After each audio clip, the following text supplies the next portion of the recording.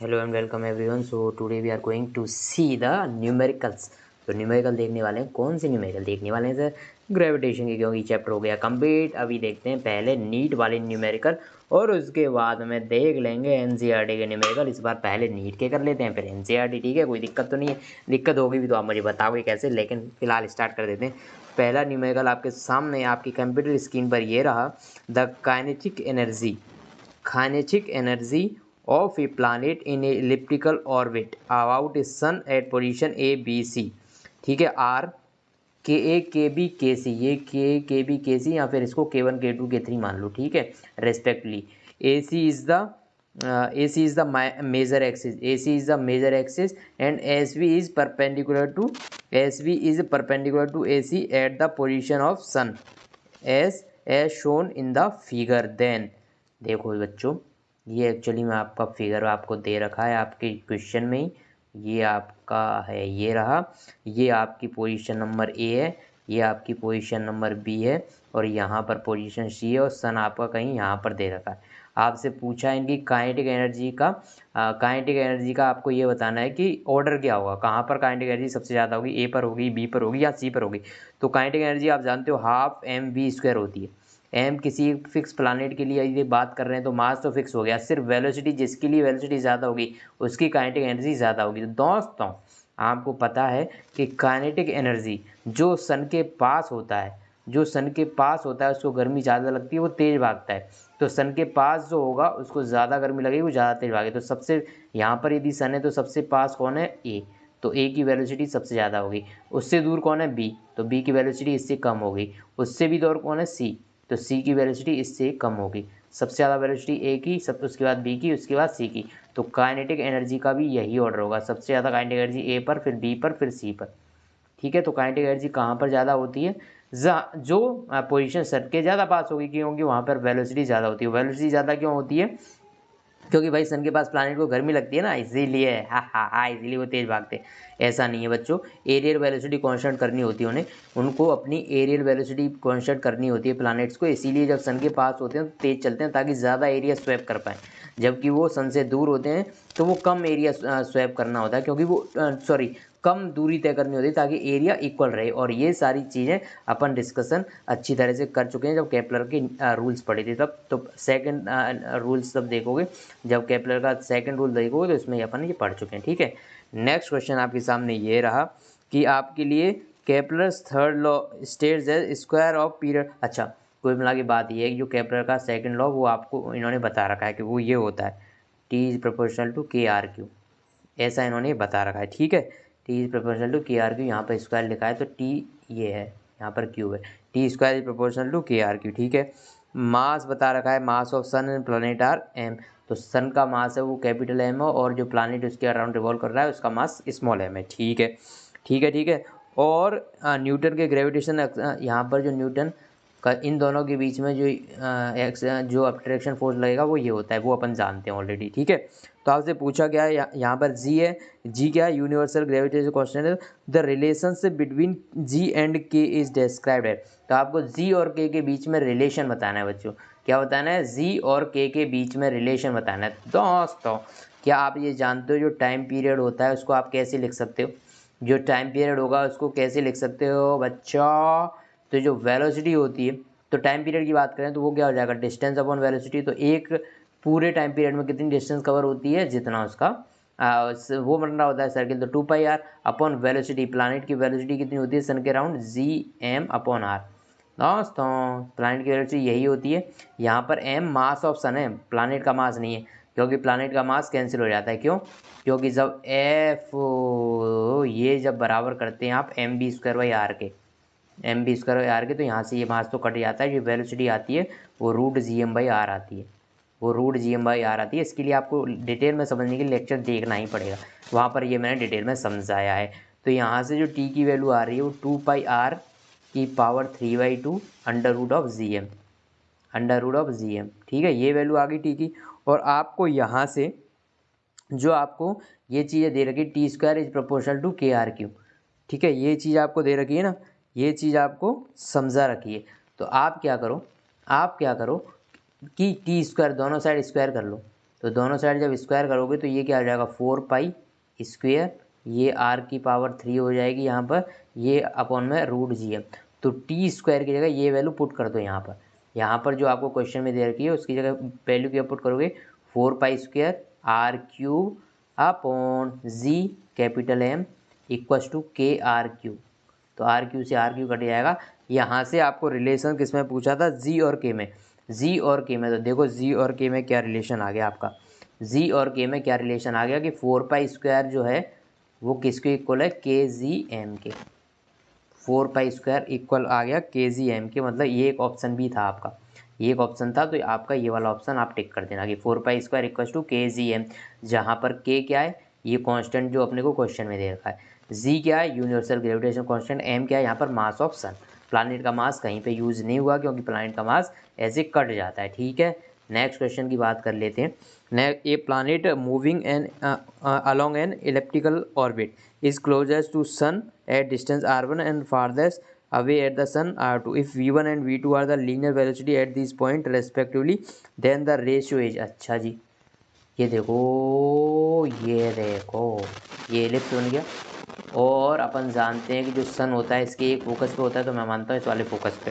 ठीक है, तो इसने बोला है v1 और v2 sun at distance r1 and farthest away at the sun. अच्छा, जो पास वाली डिस्टेंस है वो r1 है, ये वाली डिस्टेंस है वो r1 है, और जो सबसे दूर वाली डिस्टेंस है वो r2 है। ठीक है, आपको ये दे रखा है कि यहाँ पर वेलोसिटी v1 है और यहाँ पर वेलोसिटी कुछ v2 है, तो आपको v1 v2 और r1 r2 में क्या रिलेशन होगा ये बताना है। आपको पता है, ये तो बहुत इजी हो गया ना आपके लिए, क्योंकि एंगुलर मोमेंटम कंजर्व रहता है। तो यदि मैं इसको 0.1 मानता हूँ और इसको 0.2 मानता हूँ, तो जितना एंगुलर मोमेंटम 0.1 पर उतना ही 0.2 पर भी होगा दोस्तों, अकॉर्डिंग टू शास्त्रों के अनुसार नहीं, एंगुलर मोमेंटम कंजर्वेशन ये भी अपन ने जब ये केपलर्स के रूल पढ़े थे, और केपलर्स के लिए मैंने 2 वीडियो बनाए, आप दोनों वीडियो देख लो, आपको बड़ा ही इजीली ये सब समझ में आ जाएगा, आप इसको धुआं कर दो। तो यहाँ पर MVR वैल्यू आती है, मैं डायरेक्टली MVR लिख रहा हूँ, MVR साइन थीटा होती है, लेकिन वो साइन 90 हो जाता है, वो सब चीज़ें आप वीडियो देखोगे तो आपको पता चल जाएगा। तो यहाँ पर जो रेशो आता है वेलोसिटी का v1/v2 का जो रेशो आ रहा है वो r2/r1 के इक्वल आ रहा है, r2/r1 के इक्वल आ रहा है, जहाँ पर v is proportional to 1/r। जहाँ पर जिस जगह की डिस्टेंस सन से ज़्यादा होगी वहाँ वेलोसिटी कम होगी, और जो जगह सन के पास होगी वहाँ वेलोसिटी ज़्यादा होगी, क्योंकि ये इन्वर्स रिलेशन है। जहाँ डिस्टेंस ज़्यादा वहाँ वेलोसिटी कम, जहाँ डिस्टेंस कम वहाँ वेलोसिटी ज़्यादा। ठीक है, ठीक है जी, ठीक है। तो यहाँ से आपको रेशो पूछा था, तो रेशो v1/v2 का ये आ रहा है r2/r1। Next question, the figure shows, आपको एक फिगर दिया गया है जो मैं भी आपको बताऊँगा, यहाँ पर नहीं लिखा।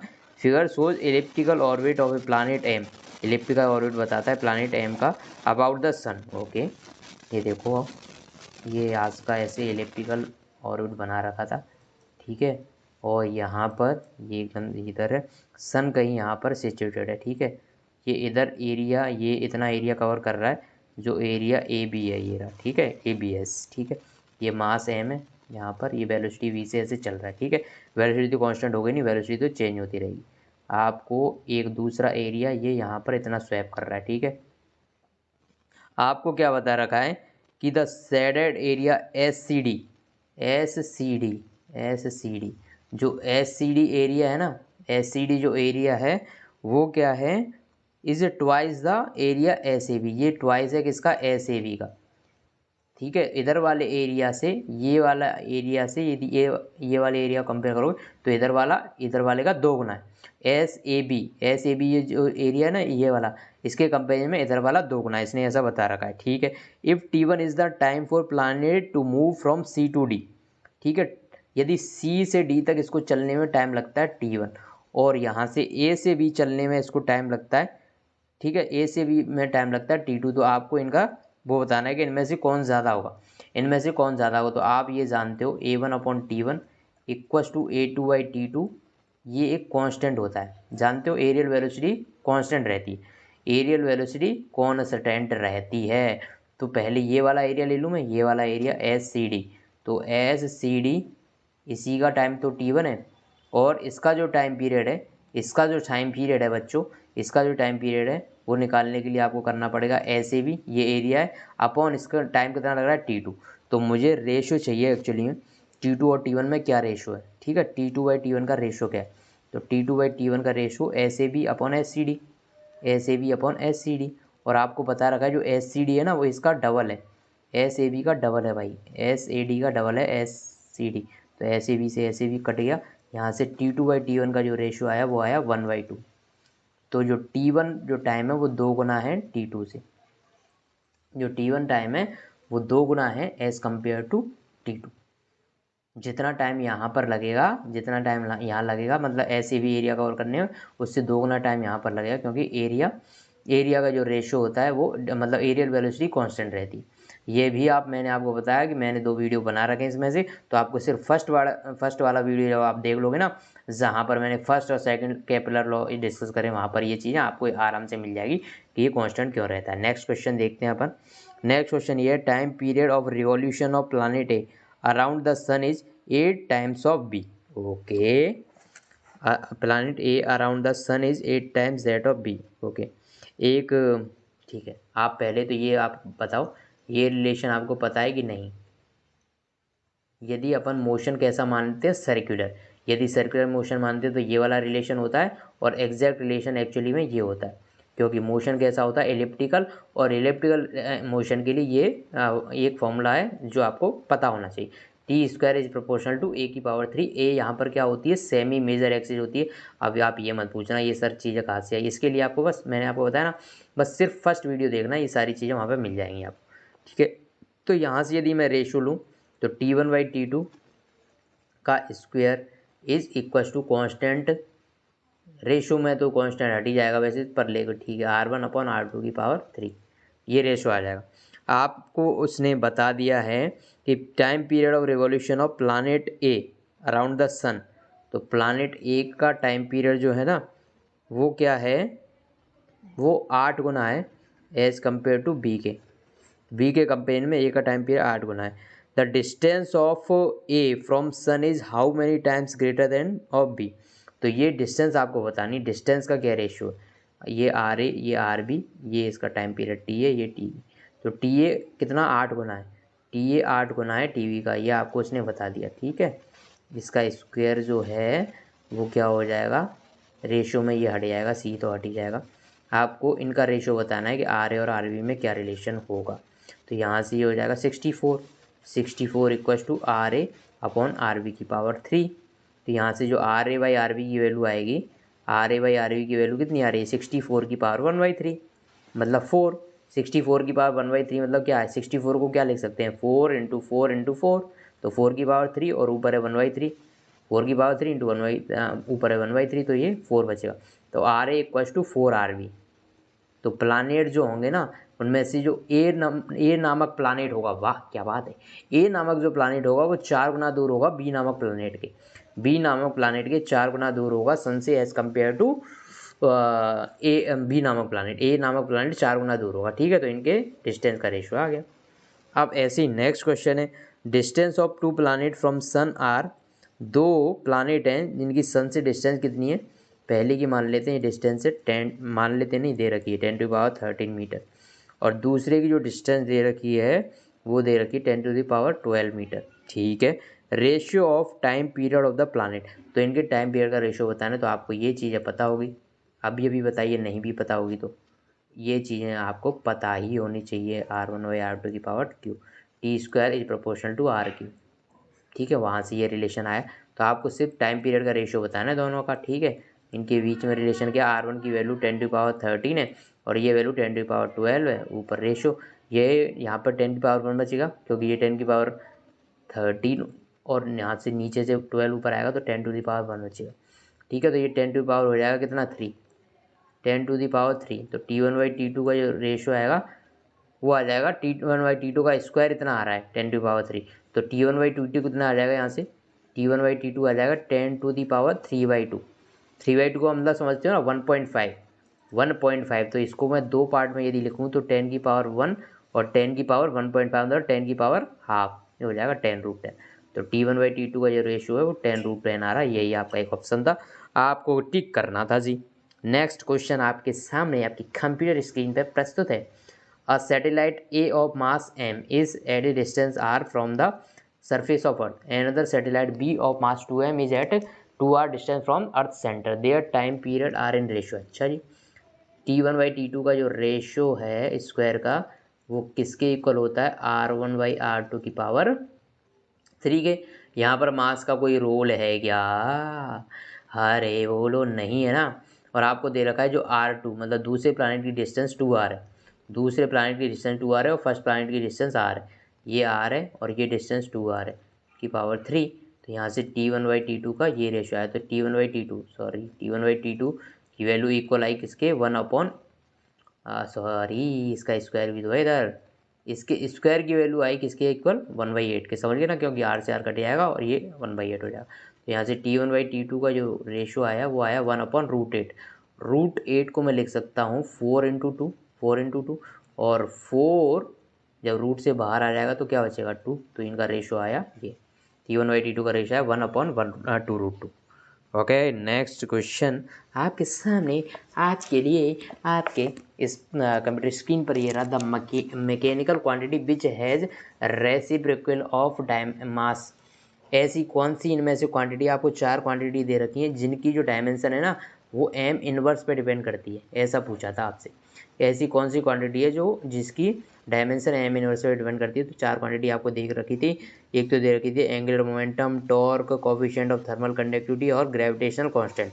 तो बच्चों ये चारों की आपको डायमेंशन निकालनी है, ये तो मैं आपको बताऊंगा नहीं, लेकिन आप ग्रेविटेशनल कांस्टेंट की जब डायमेंशन निकालोगे तो आपको पता चलेगा कि वो m इनवर्स उसमें डायमेंशन में आता है, तो आपका आंसर हो जाएगा करेक्ट। लेकिन डायमेंशन आप निकाल के देखना किसकी, एंगुलर मोमेंटम की, टॉर्क की और ग्रेविटेशन कांस्टेंट की। ठीक है, नेक्स्ट क्वेश्चन देखते हैं अपन। तो if r is the radius of earth, okay, and g is the acceleration due to gravity on earth, okay, the mean density of earth will be, तो अर्थ की मीन डेंसिटी कितनी होगी, तो g का formula अर्थ की सरफेस पर ये formula valid होता है जी, जहाँ पर मास ऑफ अर्थ ये रहा, मास क्या होता है डेंसिटी इनटू वॉल्यूम, मास निकालना है, डेंसिटी ये हो जाएगी अर्थ की, वॉल्यूम मतलब अर्थ का वॉल्यूम, अर्थ क्या है एक गोला है जी, स्फीयर है, और स्फीयर का वॉल्यूम 4/3 पाई r3, r अर्थ की रेडियस है। यहाँ पर यदि ये वैल्यू पुट कर देंगे अपन तो g/r², ये फॉर्मूला मैं इस बार इसलिए बता रहा हूँ क्योंकि ये आगे बहुत ज़्यादा यूज होने वाला है, इस पर लगातार सवाल मिलने वाले हैं आपको। ठीक है, तो यहाँ से r² से ये चला जाएगा तो सिर्फ r बचेगा ना, क्योंकि इधर r² है, इधर r की पावर 3 है, तो सिर्फ एक r बचेगा ऊपर, तो इसको हटा देते हैं अपन, इसको भी हटा देते हैं, ऊपर सिर्फ एक r बचेगा इधर। ठीक है जी, ठीक है, तो आपको सिर्फ यही पूछा था, आपको सिर्फ डेंसिटी निकालो, तो डेंसिटी कितनी आ जाएगी यहाँ से डेंसिटी आ जाएगी 3g ½g4 ये आएगा, बस ये आएगी डेंसिटी। मैंने क्या किया, बस डेंसिटी निकालनी थी, इसको इधर ले गया तो 3g अपॉन में ये सारी चीज़ 0.4πr 0.4πr आनी चाहिए, लेकिन रो तो निकाल ही रहे हैं तो 0πr, बस यही इसका आंसर है। ये मैंने इस बार इसलिए बता दिया, देखो आगे इस पर खतरनाक सवाल आते ही जाएंगे। Next question, gravitational field is present in a region, okay, and a mass is shifted from A to B, एक मास को शिफ्ट किया, एक ग्रेविटेशन फील्ड एग्जिस्ट कर रहा था, उसमें अपन ने मास को एक जगह से दूसरी जगह पर पहुंचाया, ठीक है, ए से बी, और वो पाथ आपको बता रखे थे, ये एक पाथ है, ए से बी जाना है आपको ग्रेविटेशन फील्ड में, एक ही पाथ ये रहा, एक दूसरा पाथ कुछ इस तरह का था और तीसरा पाथ कुछ इस तरह का था।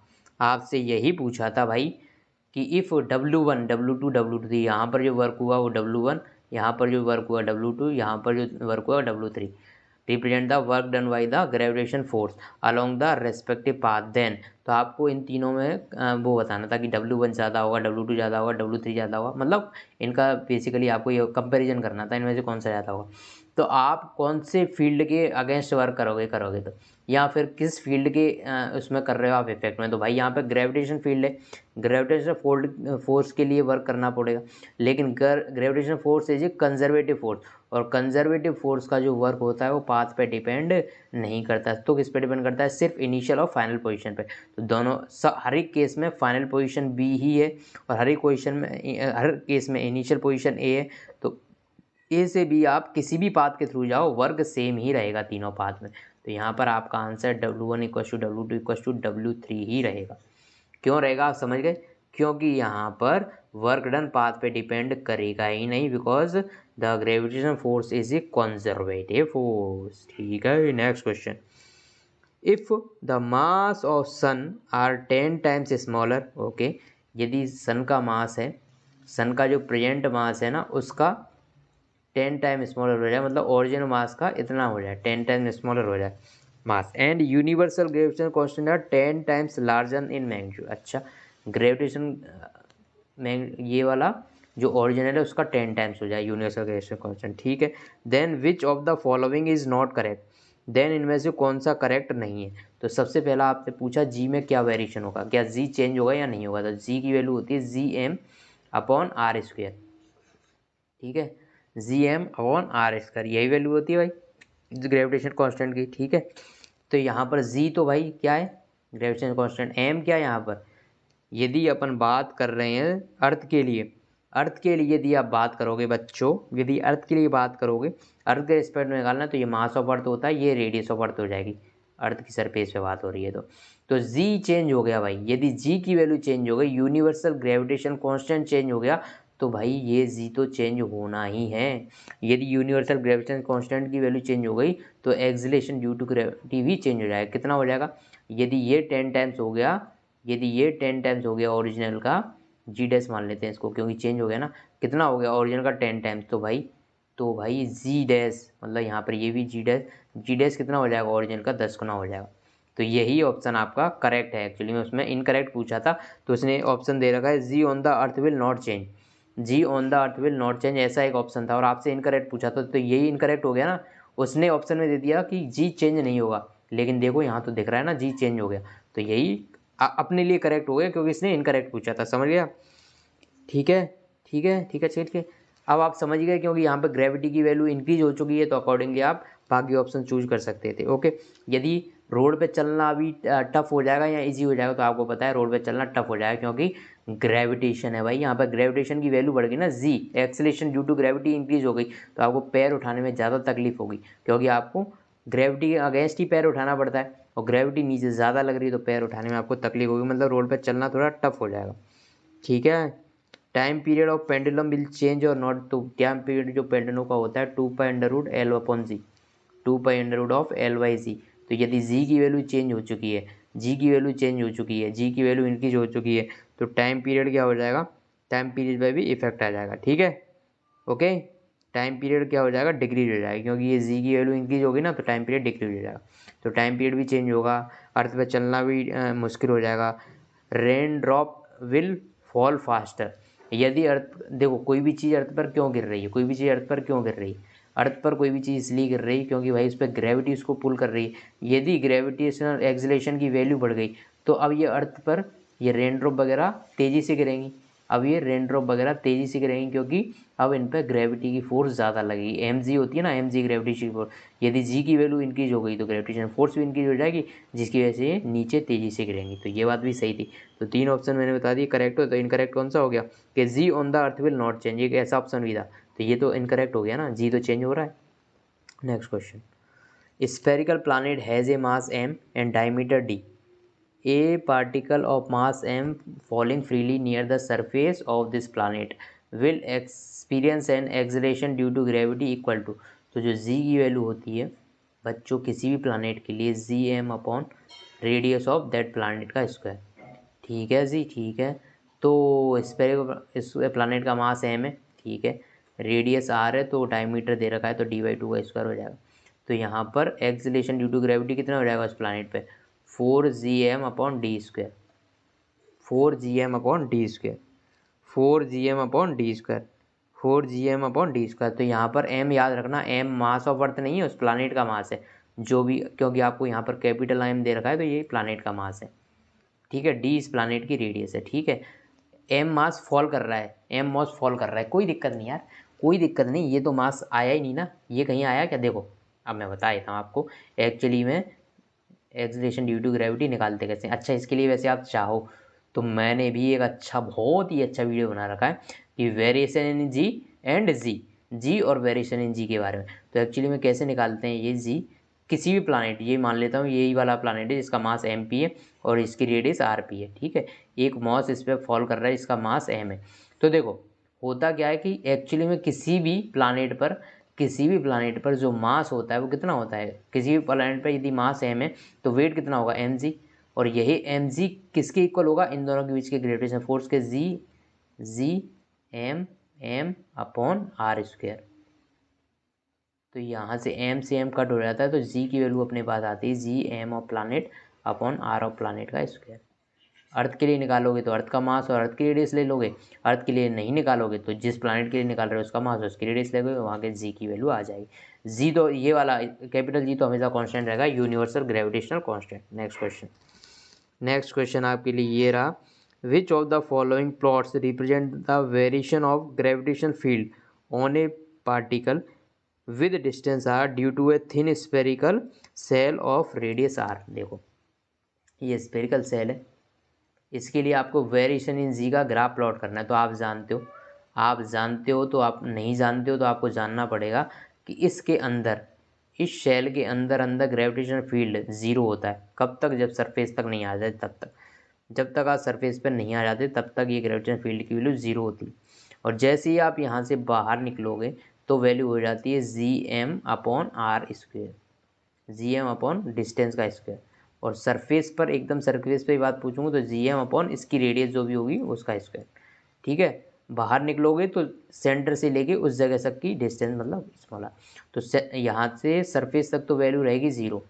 ठीक है, सरफेस पे आते ही अचानक से वैल्यू हो जाएगी G M by R square. Surface पे आते ही अचानक से वैल्यू हो जाएगी G M by R square. उसके बाद ये वैल्यू रिड्यूज होती है according to this formula G M upon small R का स्क्वायर। जैसे जैसे आर की वैल्यू बढ़ती जाएगी ये वैल्यू कम होती जाएगी, तो सरफेस के बाहर ऐसा ग्राफ बनेगा। ठीक है, तो ये ग्राफ होगा सरफेस से पहले ज़ीरो, उसके बाद में। ये तो एकदम ही बेसिक चीज़ें जो कि मैंने अपने जब मैंने इसको पढ़ाया था ना तो सारी चीज़ें क्लियर कराई थी वहाँ पर। ठीक है, नेक्स्ट क्वेश्चन ये रहा, imagine a new planet having a same density as of अर्थ।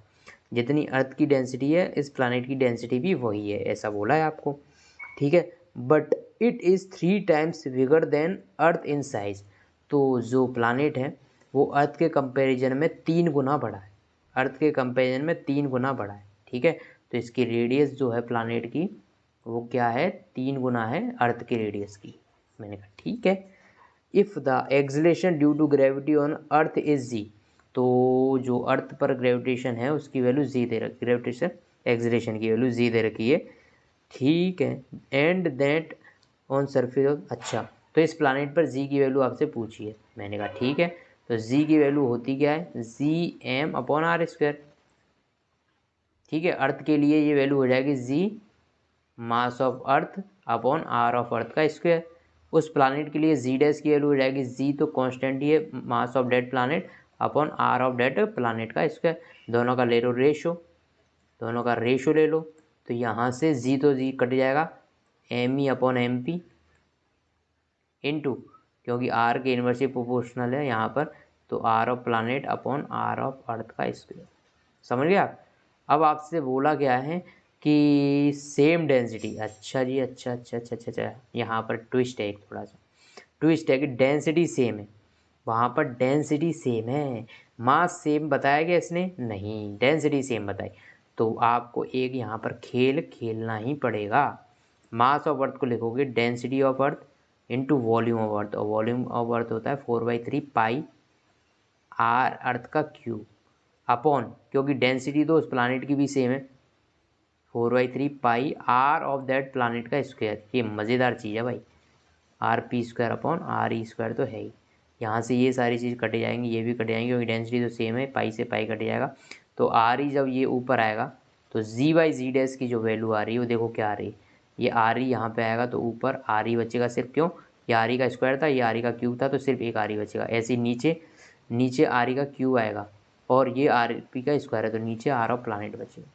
और इन दोनों के बारे में आपको बता ही रखा है कि जो प्लानट है वो उसकी रेडियस 3 गुना है, प्लानट की रेडियस आर ई की 3 गुना है, आर ऑफ अर्थ की 3 गुना है। तो जी बाई जी डैश का जो रेशो आएगा आर ई अपन प्लानट पर कितनी है भाई, 3 गुना रेडियस है, तो जी डैश की वैल्यू 3 टाइम्स आ रही है जी की।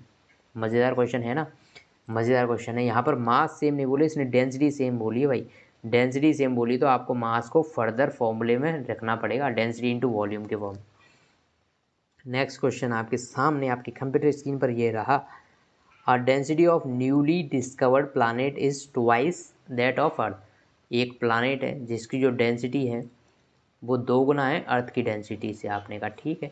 Acceleration due to gravity of at surface of that planet is equal to that of surface of earth. Okay, दोनों जगह अर्थ पर जितनी एक्सलेशन ड्यू टू ग्रेविटी उतना उस प्लानट पर है, उतना उस प्लानट पर भी है। If the radius of earth, if the radius of earth is R then radius of that planet is. अच्छा जी, बहुत ही अच्छा क्वेश्चन। यदि अर्थ की रेडियस आपको बता दी आर, तो आपको उस प्लानट की रेडियस बतानी है, जबकि ये दोनों चीज़ें आपको इक्वल कर दी। G mass of earth upon R of earth का square equals to G mass of planet upon R of planet का स्क्वायर। ठीक है, क्योंकि यहाँ पर डेंसिटी की टर्म में बात करी गई है बच्चों, तो आपको इसको लिखना पड़ेगा rho planet, rho of earth into 4/3 pi R of earth का cube. Okay, equal to upon R square भी है, equal to rho of planet into 4/3 pi R of planet का cube upon R of planet का square. यहाँ से ये कटेगा भाई, तो ऊपर सिर्फ एक आर बचेगा, ये तो आप समझ ही रहे हो। ठीक है, ऐसे यहाँ से ये आर पी स्क्वायर कट जाएगा, तो ऊपर सिर्फ एक आर बचेगा। 4/3 पाई कॉन्स्टेंट है, ये हट जाएंगे यहाँ से। दोनों की डेंसिटी क्या थी, दोनों की जो डेंसिटी है इसके बारे में क्या होता है। अच्छा जी अच्छा, दोनों की डेंसिटी सेम नहीं है, लिखा तो भाई प्लानट की डेंसिटी 2 गुनी है, तो यहाँ से बचा क्या, सिर्फ rho E into R E equals to rho P into R P. देखो यही बचा। रो पी की वैल्यू कितनी है, देखो यहाँ से 2 इंटू रो ई, तो रो पी की जगह मैं 2 इंटू रो ई लिख दूँ। रो पी की जगह 2 इंटू रो ई लिख दिया मैंने, तो रो ई से रो ई चला गया, तो प्लानट जो है उसकी रेडियस अर्थ की रेडियस की आधी है। प्लानट की रेडियस अर्थ की रेडियस की आधी है। ठीक है, कोई दिक्कत नहीं है ना। हाँ, ठीक है। नेक्स्ट क्वेश्चन देख लेते हैं अभी। 2 sphere of mass m and m are situated in air, gravitation force between them is F। Okay, 2 sphere हैं, एक छोटा m है एक बड़ा m है। मैंने कहा ठीक है, एयर में सिचुएटेड है, उनके बीच में ग्रेविटेशन फोर्स कितना लग रहा है, F की वैल्यू आप बता सकते हो, बिल्कुल बता सकते हो, जी एम एम अपॉन इनके बीच की डिस्टेंस होगा इसका। The space of mass is now filled with liquid. अब इनके बीच में पहले एयर थी, अब इसके बीच में भर दिया कोई लिक्विड। ओके ठीक है, इनके बीच में कोई लिक्विड भर दिया। अब आपसे पूछा कि अब ग्रेविटेशन फोर्स की वैल्यू कितनी होगी। दोस्तों जो ग्रेविटेशन फोर्स जो होता है, जो अपना प्यारा प्यारा ग्रेविटेशन फोर्स होता है, वो बीच के मीडियम पे डिपेंड नहीं करता है, बीच वाले मीडियम पे डिपेंड नहीं करता है। तो यहाँ पर आप कुछ भी भर दो, ये वैल्यू सेम रहेगी, तो जो बाद में फोर्स लगेगा वो पहले के इक्वल ही होगा, वो चेंज नहीं होने वाला। ठीक है, नेक्स्ट क्वेश्चन देख लेते हैं आपके लिए। नेक्स्ट क्वेश्चन ये रहा, the acceleration due to gravity on A planet A is acceleration due to gravity on planet B. 2 planet हैं जहाँ पर जी की वैल्यू सेम है। ओके, न due to okay a man height of 2 metre on a surface A, what is the jump by ए पर same person on the planet B. यदि दोनों में जी की वैल्यू सेम है, जी ए ग्रेविटेशन एक्सलेशन, यदि दोनों में सेम है भाई, यदि दोनों में सेम है, तो यहाँ पर एक कॉन्सेप्ट लगेगा, मैन सेम है, तो ये क्या करेगा, अपनी पोटेंशियल एनर्जी सेम रखेगा भाई, ये same amount of force apply करेगा प्लानट पे, भले ही जी की वैल्यू चेंज हो, भले जी की वैल्यू चेंज हो या सेम रहे, लेकिन यहाँ पर जी की वैल्यू तो सेम ही दे रखी है, तो mgh, ठीक है, इक्वल्स टू ये वाली जो पोटेंशियल एनर्जी वो सेम रखेगा, वो G B into H B. आपको होता है सेम मैन है, वही जंप कर रहा है, तो मास तो भाई एक आदमी का मास कभी चेंज नहीं होता। यदि व्यक्ति सेम है तो जितना मास उसका इस प्लानट पे होगा अर्थ पर, कहीं पर भी ले जाओ मास चेंज नहीं होगा। ठीक है, तो क्योंकि पर्सन सेम था तो मास सेम है। अच्छा, दोनों की जी ए की वैल्यू भी सेम है, इसने बता रखी, दोनों पर जी a equals to G B है, जी a equals to G B है, तो ये दोनों भी सेम है, तो जितनी हाइट वो प्लानट ए पे उछलेगा उतनी ही हाइट प्लानट बी पे उछलेगा। अच्छा, यहाँ पर यदि ऐसा दे रखा होता था, यदि ऐसा दे रखा था कि प्लानट ए पे एक्सलेशन ड्यू टू ग्रेविटी वो 3 गुना है बी के कंपैरिजन में, बी के कंपैरिजन में यदि यहाँ पर 3 गुना होता, मतलब जी ए की value 3 times of G B होती, तब क्या होता, तब क्या हो जाता भाई, तब क्या हो जाता, मास तो सेम ही रहता G B into H B, तो ये यहाँ से कट जाता। तो एच बी पर वो व्यक्ति कितना उछल पाता, यदि इस प्लानेट पे ये कितना जा रहा है 2 मीटर, तो वहाँ पर कितने आता, यदि एच ए की वैल्यू 2 मीटर है तो उस दूसरे प्लानेट पे वैल्यू कितनी होती, 6 मीटर, 3 इंटू 2 6 मीटर। समझ गया, बस यही करना होता है यदि आपको दे रखा हो तो। नेक्स्ट क्वेश्चन आपके लिए ये रहा, for moon its mass is, okay, जो मास है मून का, mass of moon is equal to 1/81 of mass of अर्थ।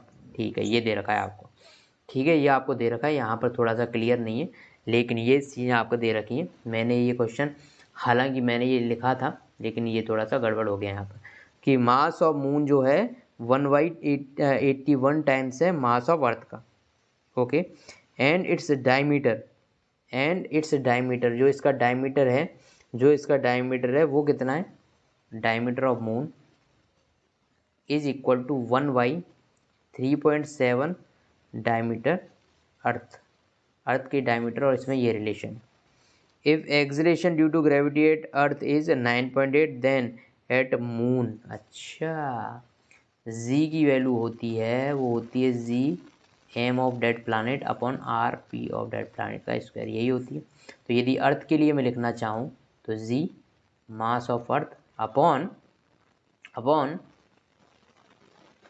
ये हो जाएगा एक्सीलरेशन ड्यू टू, मून पे लिखना चाहूँ तो G mass of moon upon R P of R moon का स्क्वायर, ये मास ऑफ मून है, ठीक है। तो दोनों का रेशियो मैं ले लूँ, जी ई अपॉन जी एम, जी से जी ये स्मॉल जी कैपिटल कट जाएंगे, रेशियो क्या आएगा M E upon M M, और ये तो उल्टा है, तो यहाँ पे जी एम, ये आर एम का स्क्वायर इंटू आर ई का स्क्वायर, इनके रेशियो दे रखे हैं, ये वैल्यू दे रखी है अर्थ पर 9.8 है, जी मास, ठीक है, मास ऑफ अर्थ, और इसमें जो रेशियो दे रखा है वो क्या है कि अर्थ पर जो मास है वो 81 टाइम्स है, ये 81 आ जाएगा, into R M upon R P का रेशियो दे रखा है, ये डायमीटर का रेशियो दे रखा है, वही R M by 2 into R M equals to 1/3.7 into 2 into R E, समझ गए ना, क्योंकि जो डायमीटर होता है वो क्या है 2 गुना ही तो है बस, तो 2 से 2 कट जाएगा, तो जो डायमीटर का रेशियो वही इनकी रेडियस का रेशियो, बस यही बताना चाह रहा था। तो ये रेशियो भी आपको पता है, R M upon R E की वैल्यू पता है आपको, R M upon R E की वैल्यू 1/3.7 का स्क्वायर, बस यही आपको करना है, बस यहाँ से जी एम की वैल्यू निकाल लोगे आप, यहाँ से आपको जी एम की वैल्यू मिल जाएगी, ठीक है, ठीक है जी, ठीक है, ठीक है, ठीक ठीक ठीक ठीक ठीक ठीक, समझ गए, समझ गए, कोई दिक्कत नहीं है, नहीं, तो यहाँ से मास आप इजीली निकाल सकते हो, सॉरी, यहाँ पे acceleration due to gravity on moon surface आप यहाँ से निकाल दो।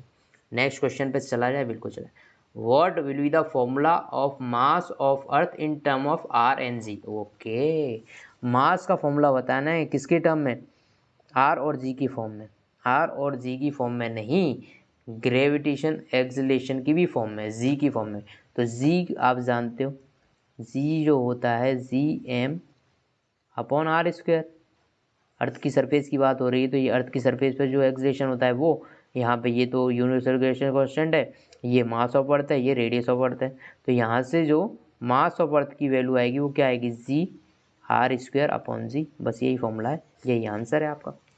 Next question, acceleration due to gravity G, okay, and mean density of the earth, mean density जो अर्थ की दे रखी है वो आपको दे रखी है, मीन डेंसिटी ऑफ अर्थ रो, यहाँ पर है रो, ये परे लिख दिया यहाँ पर are related by which of the following relation, आपको कुल मिला के डेंसिटी की वैल्यू चाहिए, तो ये मैं अभी आपको करा चुका हूँ, जो जी की वैल्यू होती है वो G M upon R square होती है अर्थ के लिए, एम की वैल्यू क्या लिखोगे आप, डेंसिटी इंटू वॉल्यूम, तो वॉल्यूम हो जाएगा 4/3 पाई आर क्यू, यहाँ से आर स्क्वायर या आर क्यू, ये हो जाएगा कट, यहाँ पे आर की पावर 1 बचेगी, ये तो पूरा गायब हो जाएगा, तो यहाँ से रो की वैल्यू आ कितनी जाएगी आपकी, रो की वैल्यू आ जाएगी 3g अपॉन 4 पाई आर जी, बस यही आपकी रो की वैल्यू हो जाएगी। इसमें कौन सी रॉकेट साइंस है। नेक्स्ट क्वेश्चन,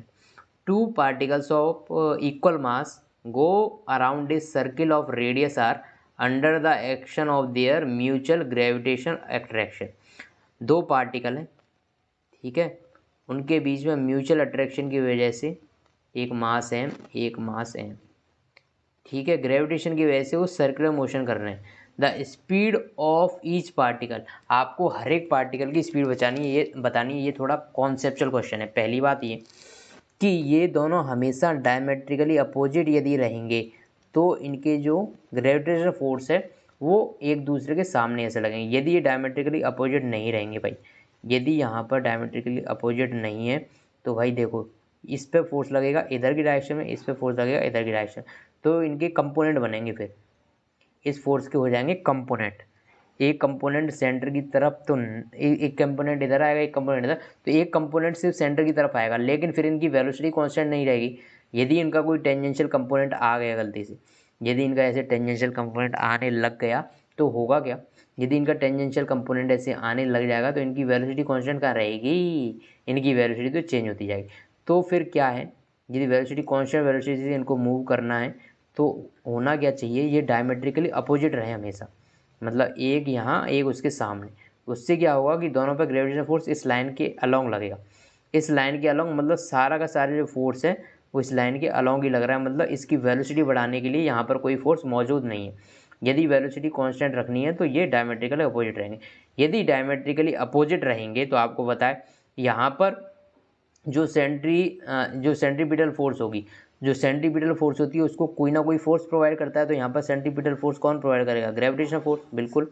तो यहाँ पर सेंट्रीपिटल फोर्स होती नहीं कितनी, हमेशा M B square by R, M V square by R, यही वैल्यू होती है M B square by R. अच्छा, अब ग्रेविटेशनल फोर्स इन दोनों के बीच में कितनी लगेगी, G M one M two upon R square. तो इनके बीच की डिस्टेंस कितनी है, 2r, 2r का स्क्वायर मतलब 4r स्क्वायर, समझ गया। तो यहाँ से v की वैल्यू आप इजीली निकाल सकते हो, वो आएगी under root of G M upon 4r, या फिर इसको और अच्छी तरह लिखो तो 1/2 under root of G M by R, G M by R. बस यही आपको वेलोसिटी निकालनी थी उनकी, तो 1/2 under root G M by R, ठीक है। स्मॉल आर मैंने इसे सर्किल की रेडियस मानी। Next question, earth has an angular velocity of this. अच्छा, अर्थ की एंगुलर वेलोसिटी की वैल्यू आपको दे रखी है, कितनी, ओमेगा की अर्थ की जो वैल्यू दे रखी है, अर्थ की जो एंगुलर वेलोसिटी की वैल्यू दे रखी है, ये दे रखी है 2 × 10⁻⁻7 रेडियन पर सेकेंड। यहाँ पर डेटा थोड़ा सा गलत प्रिंट हो गया, ये गलत है, ठीक है। In a circular orbit of radius. अच्छा, जो अर्थ जो मूव कर रही है उसकी रेडियस कितनी है, 1.5 × 10⁻8 किलोमीटर, ये रेडियस है इसकी। Force exerted by sun on the earth is, okay, आपको फोर्स बताना है सन पर अर्थ के द्वारा, ठीक है। एक्चुअली में हो क्या रहा है, जो अर्थ है ना वो ऐसे सर्किल में रिवॉल्व कर रही है अराउंड द सन, सन यहाँ पर है, ऐसे मूव कर रही है। तो आपको ओमेगा की वैल्यू दे रखी है अर्थ के लिए और आर की वैल्यू दे रखी है अर्थ के लिए कि अर्थ यहाँ से सन से कितना दूर है, ऑर्बिटल रेडियस दे रखी है ना, तो सन से कितनी दूर है ये बता रखी है। तो आपको निकालना क्या है, force exerted by sun on the earth. तो अर्थ के द्वारा सन पे कितना, तो फोर्स की जो वैल्यू होगी वो आपको पता है एम इंटू ए, लेकिन क्योंकि सर्कुलर मोशन की बात हो रही है तो ए की वैल्यू होती है, ए की वैल्यू क्या होती है, ओमेगा स्क्वायर आर, ठीक है जी, ठीक है। फोर्स की वैल्यू आपको चाहिए तो मास आपको दे रखा है अर्थ का, बिल्कुल, नहीं भी दे रखा है तो आपको ये पता होना चाहिए, 6 × 10⁻24 kg। ए की value omega square into R, R की वैल्यू आपको पता है दे रखी है 1.5 × 10⁸ किलोमीटर में, तो 10⁻3 से मल्टीप्लाई कर दोगे तो वैल्यू आ जाएगी मीटर में। ओमेगा की वैल्यू तो रेडियन पर सेकंड में ही दे रखी है, तो ये वैल्यू पुट कर देना, कितना यहाँ पर क्या पुट करोगे, 2 × 10⁻⁻7 का स्क्वायर, 2 × 10⁻⁻7 का होल स्क्वायर। तो यहाँ से ये सारी चीज़ें कर दोगे तो आपके पास एफ की वैल्यू आ जाएगी, यहाँ पर फोर्स कितना एक्सर्ट हो रहा है वो आपको मिल जाएगा डायरेक्टली। नेक्स्ट क्वेश्चन, आपको दे रखी है रेडियस ऑफ अर्थ, बिल्कुल दे रखी है जी, रेडियस ऑफ अर्थ दे रखी है आपको 6400, ठीक है। और प्लानेट जो है, एक प्लानेट है मार्स है, जिसका नाम मार्स है, जिसके पास एक जो अपना मिशन भी चल रहा है, मार्स मिशन चल रहा है ना, आपको याद होगा मार्स है। और उस प्लानेट की जो है रेडियस उसकी भी दे रखी है भाई, मार्स की रेडियस भी दे रखी है 3200। मास ऑफ अर्थ इज, ओके, जो अर्थ का मास है 10 टाइम्स है इस मास का, किसका, मार्स का 10 टाइम है। An object wait 200 newton on surface of अर्थ, जो सरफेस ऑफ अर्थ है ना, अर्थ की सरफेस पर उसका वेट, कोई ऑब्जेक्ट है उसका वेट अर्थ की सरफेस पर कितना है, वेट होता है कितना, mg। तो अर्थ की सरफेस पर mg की वैल्यू है 200। आपको क्या बताना है, its weight on surface of that planet, तो इस प्लानट पर इसका वेट कितना होगा, मैं मान लेता हूँ डब्ल्यू डैश होगा, उसकी वैल्यू mg डैश, क्योंकि मास चेंज नहीं होता दोस्तों मास चेंज नहीं होता। तो आपको बेसिकली इनका रेशियो लेना है, यदि रेशियो आप निकाल दो तो आपको मज़ा आ जाएगा। तो यहाँ पर होगा mg और यहाँ पर होगा mg डैश, तो ये कट जाएगा, तो w अपॉन डब्ल्यू डैश का रेशियो कितना आ जाएगा, g अपॉन जी डैश। तो g की वैल्यू कितनी होती है अर्थ पर, G M upon R of earth का स्क्वायर, अपॉन नीचे करोगे G mass of Mars into R of Mars का स्क्वायर, ये अर्थ के लिए, ये से जी कट जाएगा, रेशियो कितना आएगा, डब्लू कितना है अपना अर्थ की सरफेस पे 200, डब्लू डैश निकालना है अपने को, एम ई अपॉन एम, तो एम ई अपॉन एम का रेशियो दे रखा है, एम ई अपॉन एम का रेशियो दे रखा है 10, ठीक है जी, ठीक है, ये दे रखा है अपने को रेशियो 3200, ये 6400 इसका स्क्वायर, समझ गया, ये कट जाएगा 2 2 जा 4, तो ये वैल्यू आ जाएगी 10/4, क्योंकि 2 का स्क्वायर 4, 200 अपॉन डब्ल्यू डैश, यहाँ से कट जाएगा, तो डब्ल्यू डैश की वैल्यू आ जाएगी 80। ओके जी, ओके।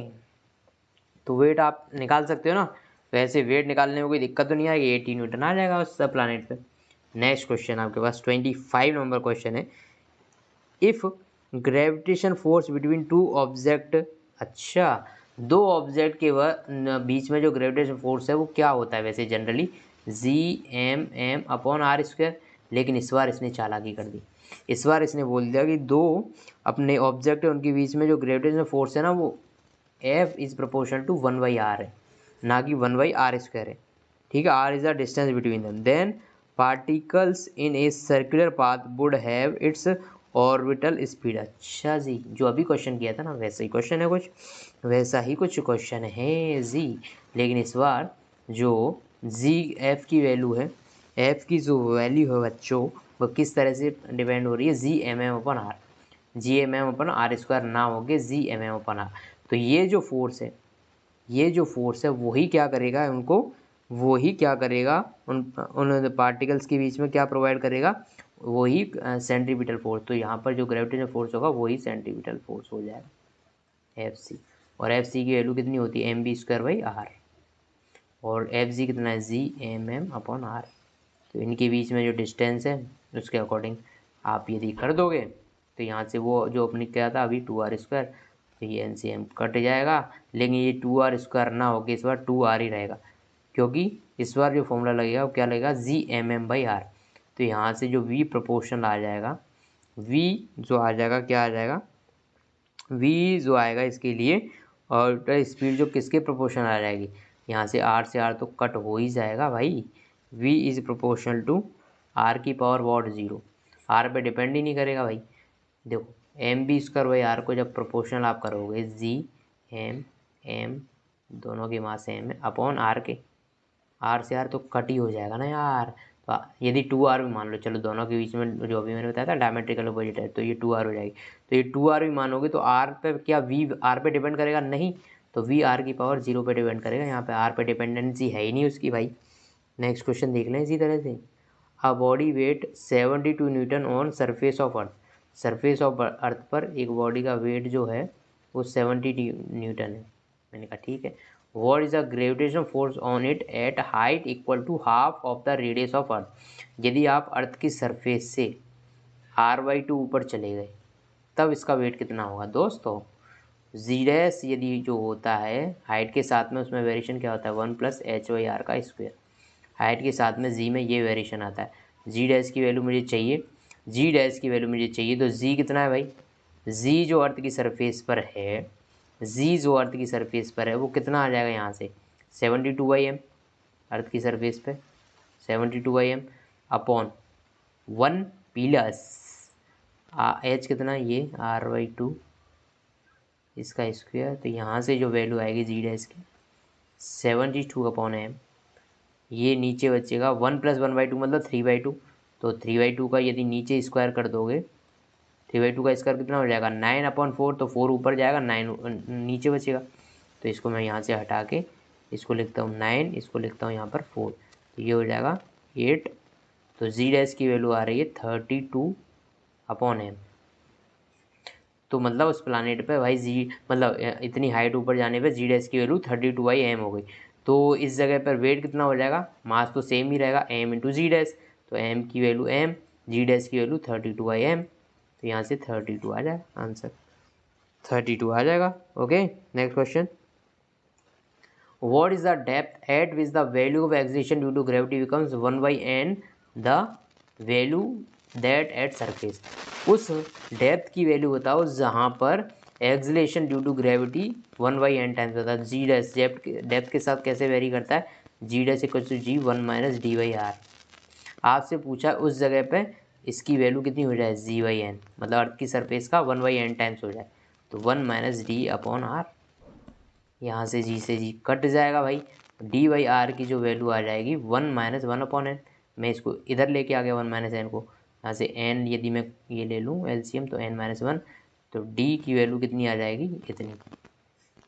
यदि अर्थ की सरफेस से आप इतना नीचे चले जाते हो तो जी डैश की मतलब जी की value acceleration due to gravity यहाँ पर 1/n टाइम्स हो जाएगी। Next question, a body weighs 200 newton on surface of earth, how much will it weigh half way down to the centre of earth.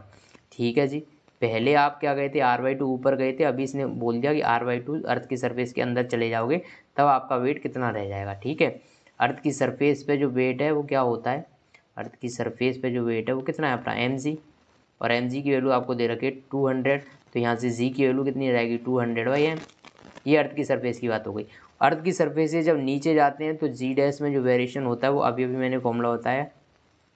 ठीक है, आप अर्थ की surface से कितना नीचे चले गए जी r/2 नीचे चले गए, ये कट हो जाएगा, तो यहाँ से जी डैश की वैल्यू जो आएगी, जी डैश की वैल्यू आ जाएगी 1/2 इंटू जी, जी डैश की वैल्यू हो जाएगी g/2, जी डैश की वैल्यू g/2। तो उस जगह पे वेट कितना हो जाएगा mg डैश, मास तो कांस्टेंट ही है, और जी डैश की वैल्यू कितनी हो जाएगी g/2। mg की वैल्यू आपको पता है, mg की वैल्यू पता है पहले 200 न्यूटन, तो 200/2 मतलब 100 न्यूटन यहाँ पर वेट बचेगा। ठीक है, next question, acceleration due to gravity at a height 1 kilometre above the earth is same as at depth d below the earth surface, then आपको देखो आपको ये बताना है कि acceleration due to gravity at height 1 kilometre above the earth. Okay okay, 1 kilometre ऊपर यदि आप जाओगे तो जी की वैल्यू कितनी हो जाएगी, g dash equal to g, अभी अभी देखो मैंने आपको ये फॉर्मूला बताया, g dash equal to g 1 + h/r का स्क्वायर। यदि हाइट बहुत कम हो, ऊपर यदि कम जा रहे हो आप, तो 1 + h/r की पावर -2 इसको करते हैं, तो यहाँ से जी डैश की वैल्यू आती है जी 1 - 2h/r, यदि h is very less than r है, क्योंकि यहाँ पर कितने किलोमीटर की बात हो रही है 1 किलोमीटर। अर्थ की रेडियस कितनी है 6400 मतलब 6400 किलोमीटर, उसके कंपेयर में 1 किलोमीटर नेग्लिजिबल है, तो h बहुत कम हो गया h r से, तो ये वाला एक्सप्रेशन लगा सकते हैं।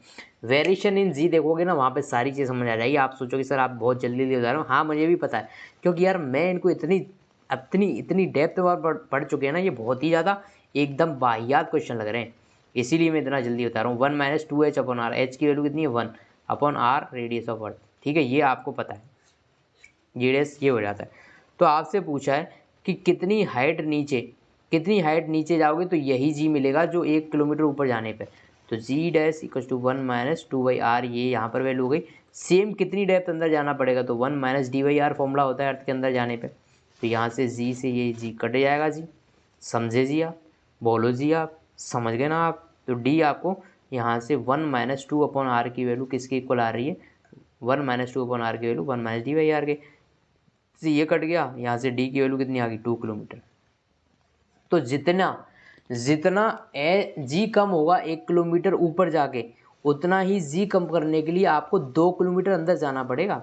2 किलोमीटर अंदर, देखो मैं बताता हूँ आपको, अच्छी तरह से समझा ही देता हूँ कि यदि अर्थ की सरफेस से आप एच हाइट ऊपर जाते हो ना बच्चों, तो जो जी डैश मतलब जी डैश जो होता है अर्थ के कंपेरिजन में इतना कम हो जाता है, अर्थ के कंपेरिजन में इतना कम हो जाता है। इसी फॉर्मूले को अप्रोक्सीमेशन करके 1-2h/r कर सकते हैं। क्यों, यदि एच की वैल्यू बहुत कम होती है तो अप्रोक्सीमेट लगा के ये। लेकिन अब जब आप अर्थ की सरफेस के अंदर जाते हो तब जी में जो वेरिएशन होता है अर्थ के कंपेरिजन में वो होता है 1-d/r। ठीक है, ये तो होता है हाइट यदि ऊपर जाते हो तब, और ये होता है डेप्थ में नीचे जाते हो तब। बस यही सी इतनी सी बात है। इसने आपसे क्या पूछ लिया था कि आप 1 किलोमीटर ऊपर गए अर्थ की सरफेस से, अर्थ की सरफेस से आप 1 किलोमीटर ऊपर चले गए तो जी कुछ कम हो गया होगा इस फॉर्मूले के अकॉर्डिंग, यस कम हो गया था। तो वो ये पूछ रहा था कि अर्थ के अंदर कितना जाना पड़ेगा आपको, कितने किलोमीटर अंदर जाना पड़ेगा तब जाके उतनी ही वैल्यू आएगी जो 1 किलोमीटर ऊपर जाने पे आई थी। तो मैंने दोनों जी को इक्वल किया तो वहाँ से पता चला कि मुझे 2 किलोमीटर अंदर जाना पड़ेगा यदि मुझे उतनी ही वैल्यू चाहिए जो अर्थ की सरफेस से 1 किलोमीटर ऊपर जाने पे आती। समझे जी। नेक्स्ट क्वेश्चन आ गया जी। Starting from the centre of earth having radius R the variation of g is shown by. आपको कुल मिला के जी और आर में रिलेशन मतलब ग्राफ बनाना है। जो जी जो है एक्सलेशन ड्यू टू ग्रेविटी और आर में क्या ग्राफ है। तो यदि आपने ये वेरिएशन देख रखा है तो आपको पता होगा ये ग्राफ। जी यहाँ पर अर्थ की सरफेस के अंदर डायरेक्टली प्रोपोर्शनल होता है, जबकि यहाँ पर g is inversely proportional to 1/r। ठीक है, ये अपन देख चुके हैं, अभी यहाँ पे देख चुके हैं। देखो जैसे जैसे हाइट ऊपर जाते हो तो जी की वैल्यू कम होती जाती है, जैसे जैसे ऊपर जाते हो अर्थ जी की वैल्यू कम होती जाती है, और अर्थ के सेंटर से सरफेस तक आओगे तो जी की वैल्यू इंक्रीज होती जाती है। अर्थ के सेंटर से, क्योंकि सेंटर पे जो वैल्यू होती है वो होती है 0, सेंटर वैल्यू 0। सेंटर से बाहर आए सरफेस तक वैल्यू बढ़ेगी, सरफेस तक मैक्सिमम, और सरफेस से जैसे ऊपर जाओगे तो वैल्यू कम होती जाती। तभी तो जितना यदि डेप्थ में जाओगे अर्थ की सरफेस के नीचे जाओगे तो भी जी कम होता है, अर्थ की सरफेस से ऊपर जाओगे तो भी जी कम होता है। अर्थ की सरफेस से ऊपर जाओगे तो भी जी की वैल्यू कम होती है, अर्थ की सरफेस से नीचे जाओगे तो भी जी की वैल्यू कम होती है। कौन सा जी, छोटा जी, बड़ा जी कभी कम ज़्यादा नहीं होता, वो तो यूनिवर्सल ग्रेविटेशन कांस्टेंट है, उसकी वैल्यू तो सेम रहती है। लेकिन छोटा जी अर्थ की सरफेस से अंदर जाओ तो भी कम होता है अकॉर्डिंग टू दिस फॉर्मूला, और अर्थ की सरफेस से ऊपर जाओ तो भी कम होता है लेकिन अकॉर्डिंग टू दिस फॉर्मूला। तो इसका मतलब ये हुआ यदि सेंटर से अर्थ की सरफेस तक आओगे तो जी बढ़ेगा ना यार, यदि सरफेस से अर्थ की तरफ इस सरफेस की तरफ आओगे सेंटर से तो वो जी बढ़ेगा, और ऊपर जाओगे सेंटर से तो कम होगा। तो ये वाला ग्राफ इसका बनता है। नेक्स्ट क्वेश्चन आपके सामने प्रस्तुत है। Height eight which body weight of body becomes 1/16 times. ये डिग्री वगैरह कुछ नहीं है, आपको बताना है कि वो हाइट बताओ जहाँ पर बॉडी का वेट 1/16 हो जाए सरफेस पर उसके वेट का। तो सरफेस में वेट मान लेता हूँ mg है। ठीक है, मास आपको पता है सेम ही रहना है, मास सेम ही रहना है, तो फिर चेंज क्या होगा, जी। तो आपको वो हाइट निकालनी है जहाँ पर जी की वैल्यू, समझ रहे हो आप, जी की वैल्यू जो हो जाए वो यहाँ की कंपेरिजन में, सरफेस के कंपेरिजन में 1/16 टाइम हो जाए, क्योंकि मास तो सेम ही रहना है। तो यहाँ से देखो 1+h/r का होल स्क्वायर, जी से जी चला जाएगा, तो 1+h/r की वैल्यू कितनी बचेगी, 16। ठीक है, तो 1+h/r की वैल्यू कितनी आ जाएगी, +-4। ठीक है, एक बार प्लस और -4 लेके लेते हैं, तो एक बार प्लस लेते हैं तो 3 आ जाएगा, तो h की वैल्यू 3r। तो आपको इतना ऊपर जाना पड़ेगा। एक बार माइनस ले लेते हैं, माइनस यदि ले लोगे तो 1/h/r की वैल्यू -4, तो h/r की वैल्यू कितनी आ रही है, -5, h की वैल्यू -5 आ रही है। तो दोस्तों एच की वैल्यू -5 पॉसिबल ही नहीं है, क्योंकि माइनस साइन ये बता रहा है कि अर्थ के अंदर जाना है आपको, लेकिन आप अंदर थोड़ी जा रहे हैं अर्थ के, अपन अर्थ के अंदर नहीं जा रहे हैं, अर्थ के ऊपर जा रहे हैं, तो वैल्यू पॉजिटिव आनी चाहिए। तो मतलब ये माइनस साइन नहीं ले सकते अपन, माइनस साइन नहीं ले सकते, क्योंकि अर्थ की वैल्यू, क्योंकि ये माइनस साइन अपने को नहीं लेना, क्योंकि अर्थ के ऊपर जा रहे हैं तो पॉजिटिव वैल्यू आनी चाहिए। तो अपना आंसर 3r हो जाएगा। तो आपको 3r ऊपर जाना पड़ेगा सरफेस के, तब आपको ये 1/16 टाइम वेट दिखेगा। नेक्स्ट क्वेश्चन आपके लिए ये रहा the dependence of acceleration due to gravity on distance R from centre of earth assume to be sphere of R of uniform density is as shown in figure. अच्छा जी, ये भी same question है जो अभी मैंने बताया। जी का आर के साथ ग्राफ पूछा है, इसमें भी जी का आर के साथ में ग्राफ पूछा है, तो वही ग्राफ बनेगा जैसा अभी बताया था, वही ग्राफ बनेगा। वैसे यार आप सोच रहे हो, मैं वापस रिपीट करूँगा, ये चीज़ें मैं इतनी जल्दी इसलिए बता रहा हूँ क्योंकि यार मैं इतनी डेप्थ में इनको बता चुका हूँ, आपको इतनी डेप्थ में बता चुका हूँ अपने ये पूरे सेशन के दौरान कि यहाँ पर आपको शर्म आ जाएगी ये सारे क्वेश्चन देख के। शर्म इसलिए आ जाएगी, अरे ये तो एकदम चुन्नू मुन्नू भोले वाले क्वेश्चन है। Next question, a body of weight 72 newton moves from surface of earth to height half of the radius of earth. Okay then gravitation force exerted on it will be. एक बॉडी है भाई जिसका wait कितना है 72 Newton, ये move करती है surface from surface of earth to a height. अच्छा, यहाँ पर रखी हुई थी सरफेस पे, और सरफेस पे का वेट कितना था 72 newton. Weight equal to M g, mass कभी चेंज नहीं होता, तो चेंज क्या होगा ऊपर जाने पे, एक्सीलरेशन ड्यू टू ग्रेविटी। अपन कितने ऊपर चले गए r/2, ऐसा इसने बोला, ऐसा इसने बोल दिया भाई, ठीक है। देन ग्रेविटेशन फोर्स एक्सर्टेड, अब r/2 ऊपर जाने पे इसका mg कितना होगा, तो यहाँ पे वैल्यू हो जाएगी mg डैश, मास का भी चेंज नहीं होता, सिर्फ g डैश चेंज होगा, तो g डैश साइड के साथ कैसे वेरी करता है, g dash upon 1 plus h/r की पावर स्क्वायर। यहाँ पर वो वाला अप्रोक्सीमेशन नहीं ले सकते, कौन सा, g dash equal g 1 minus 2h/r। क्यों, क्योंकि यहाँ पर हाइट जो दे रखी ना बेटा r/2 दे रखी है, और r/2 कंपेरेबल है भाई r के, तो आप यहाँ पे ये वाला अप्रोक्सीमेशन मत लगा देना, ये गलत हो जाएगा। 1 किलोमीटर 2 किलोमीटर 3 किलोमीटर 4 किलोमीटर छोटी मोटी हाइट के लिए चल जाएगा, लेकिन ये तो रेडियस का आधी डिस्टेंस चले गए, मतलब 6400 किलोमीटर यदि रेडियस है ना, तो 3200 किलोमीटर ऊपर चले गए, बहुत ज़्यादा है। तो यहाँ पर आपको यही फॉर्मूला काम में लेना पड़ेगा, अप्रोक्सीमेशन ये वाला नहीं लगा सकते, बायनोमियल अप्रोक्सीमेशन। तो यहाँ से जी डैश की वैल्यू जी अपॉन 1 प्लस एच की जगह r/2, ये r का स्क्वायर, r से r कट जाएगा, तो जी डैश की वैल्यू कितनी आ जाएगी, जी अपॉन ये कितना हो जाएगा 3/2 का स्क्वायर, तो 9/4, तो जी डैश की वैल्यू आ जाएगी 4/9g। तो यहाँ पर जो वेट हो जाएगा अपना कितना हो जाएगा mg डैश, ठीक है, मास का भी चेंज नहीं होता। जी डैश की वैल्यू जो मेरे पास आई है वो कितनी आई 4/9 इंटू जी, ठीक है। तो यहाँ से 4/9 इंटू mg की वैल्यू आपको पता ही है, अर्थ की सरफेस पर 72 है, तो यहाँ से जो वैल्यू आ रही है 32 न्यूटन आ जाएगा यहाँ पर वेट, तो यहाँ पर जो वेट आएगा वो 32 न्यूटन आ जाएगा। नेक्स्ट क्वेश्चन है, if radius of earth shrink by 1%, यदि अर्थ की रेडियस 1% श्रिंक हो जाए, then for acceleration due to gravity. Okay, earth की रेडियस जो है यदि 1% श्रिंक होती है, तो आपसे पूछा है कि एक्सीलरेशन ड्यू टू ग्रेविटी पे क्या इफेक्ट आएगा। तो दोस्तों g dash equals to G mass of earth upon radius of earth का स्क्वायर, यही होता है।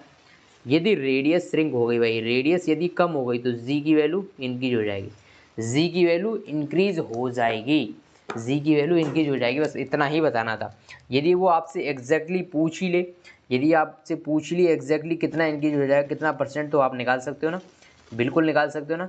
यदि अर्थ की रेडियस इतनी श्रिंक हुई है, तो देखो मास का कोई चक्कर नहीं है, तो मास को हटाओ यहाँ से, g dash is proportional to 1/r square आ रहा है, g is proportional to 1/r square आ रहा है, ठीक है। बाद में अर्थ की रेडियस कितनी हो गई 1% श्रिंक हो गई, तो बची कितनी r डैश मान लेता हूँ, तो बाद में रेडियस कितनी बची 0.99। 1% यदि श्रिंक हो गई, यदि 1% श्रिंक हो गई, ठीक है, 1% श्रिंक हो गई, तो 0.99 r बची, ठीक है। तो यहाँ से जी डैश की वैल्यू जो प्रोपोर्शन हो जाएगी 1/0.99 का स्क्वायर r स्क्वायर। तो यहाँ से बस इनका कंपेयर कर लेना, रेशियो लेना कितना आ रहा है। तो कुल मिला के यदि देखने से पता क्या चल रहा है, यहाँ पर देखने से पता ये चल रहा है कि यदि रेडियस कम हो जाएगी, रेडियस कम हो जाएगी तो जी की वैल्यू बढ़ जाएगी, बस इतना बताना था आपको कि यहाँ पर यदि रेडियस श्रिंक हो, श्रिंक मतलब कम होना, रेडियस कम हो गई, यदि अर्थ की रेडियस कम हो गई तो एक्सीलरेशन ड्यू टू ग्रेविटी की वैल्यू कम हो जाएगी। अच्छा, यहाँ पर ऑप्शन ये भी थे कि क्या इक्वेटर पे कम होगी, क्या पोल पे कम होगी, क्या इक्वेटर पे सेम रहेगी, पोल पे सेम रहेगी, ये भी पूछा था आपसे। बच्चों जब इसने बात रेडियस की ही कर ली, जब इसने बोल ही दिया कि अर्थ की रेडियस 1% श्रिंक होनी है, तो इसने अर्थ को क्या माना है, अर्थ को एक स्फीयर माना है, ना कि एक एलिप्स। यदि एलिप्स मानता तो आपको क्लियर कर देता कि कौन सी रेडियस श्रिंक हो रही है, मेजर एक्सिस वाली रेडियस श्रिंक हो रही है या माइनर एक्सिस वाली रेडियस श्रिंक हो रही है, तब आप कंपैरिजन कर सकते हैं। लेकिन इसने बोल दिया कि अर्थ की रेडियस श्रिंक हो रही है 1%, तो इसका मतलब इसने अर्थ को क्या कंसिडर कर लिया, अर्थ को एक स्फीयर कंसिडर कर लिया। यदि स्फीयर कंसिडर कर लिया तो इक्वेटर पे और पोल पे कोई चेंज नहीं आएगा भाई, इक्वेटर पोल पे कोई चेंज नहीं आएगा, सब